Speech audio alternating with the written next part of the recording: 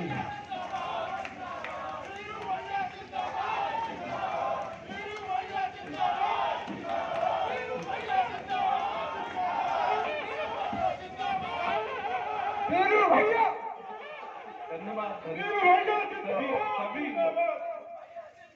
चूंकि मैं ये मानता हूं कि अगर किसी के बल पर कोई इस प्रदेश और देश की राजनीति कर सकता है तो वो आपके बल के बिना, आपके सहयोग के बिना इस देश की और प्रदेश की राजनीति नहीं कर सकता। सर्वप्रथम चूंकि किसान की बात है, कार्यकर्ता सम्मेलन है, तो एक लाइन कहकर एक किसान की बात स्टार्ट करूंगा कि बड़ी न कीमत धान की और विदा न हो सकी बेटी किसान की। ये बात मैंने इसलिए आपके बीच में रखी कि आप देख रहे होंगे कि किसानों पर जो जुल्म हो रहे हैं, जो काला कानून किसानों के खिलाफ लाया जा रहा है,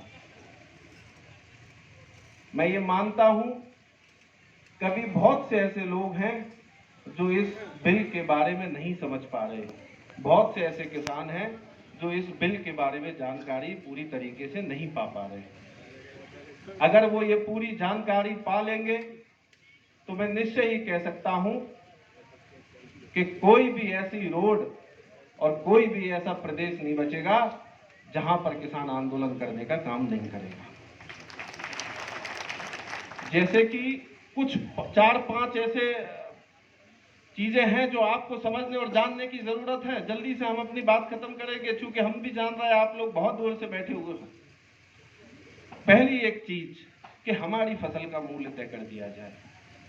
अगर आप देख रहे होंगे, मैंने ये जाना है, ये देखा है कि किसान इस चीज का इंतजार करता है कि कब उसकी फसल पैदा हो जाए, और जैसे ही फसल पैदा होती है तो वो सबसे पहले ये चाहता है कि मेरी फसल बिक जाए।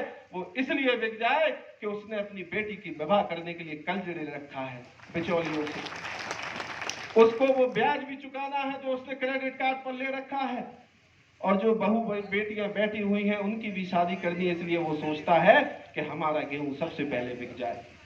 और जब वो जाता है सरकारी मंडियों में बेचने में तो उसको बहुत देर तक समय नहीं मिलता, बहुत टाइम तक इंतजार करता रहता है, लेकिन उसका नंबर नहीं आता तो उसको मजबूरी में जाकर बिचौलियों को बेचने का काम करना पड़ता है। इसलिए सरकार से ये मांग रखी गई कि हमारे मूल्य का समर्थन तय कर दिया जाए, हमारे फसल की कीमत तय कर दी जाए, जिससे कि हम वो फसल कहीं भी बेचेंगे तो हमें उतना पैसा मिलने का काम करेगा। दूसरी चीज, आप देख रहे होंगे बहुत से बिचौलिए अब बीच में आ गए जो आपकी जमीन लीज पर लेने का काम कर रहे, किराए पर लेने का काम कर रहे।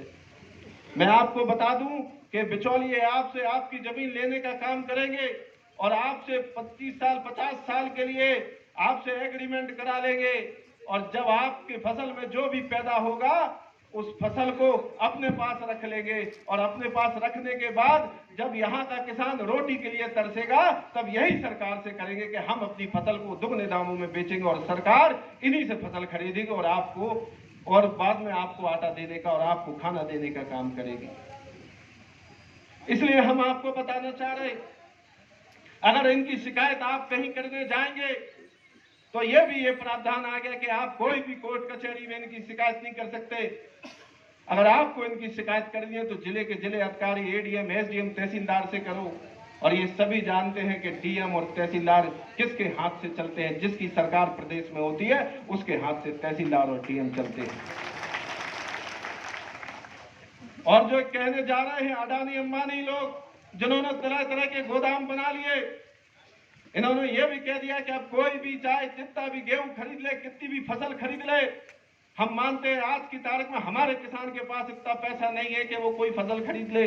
अगर आज की तारीख में किसी के पास पैसा है तो अडानी अंबानी के पास है, तो यही अडानी अंबानी आपकी फसल खरीद के और अपने पास रख लेंगे। जब यहाँ के लोग भूखे मरेंगे तो ये लोग दुगने दामों में उसी फसल को सरकार को बेचकर और डबल पैसा लेने का काम करेंगे।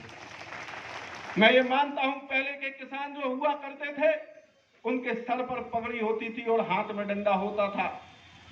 बताओ होता था कि नहीं होता था? जो पहले का किसान था उनके सर पर पगड़ी रहती थी, हाथ में डंडा रहता था।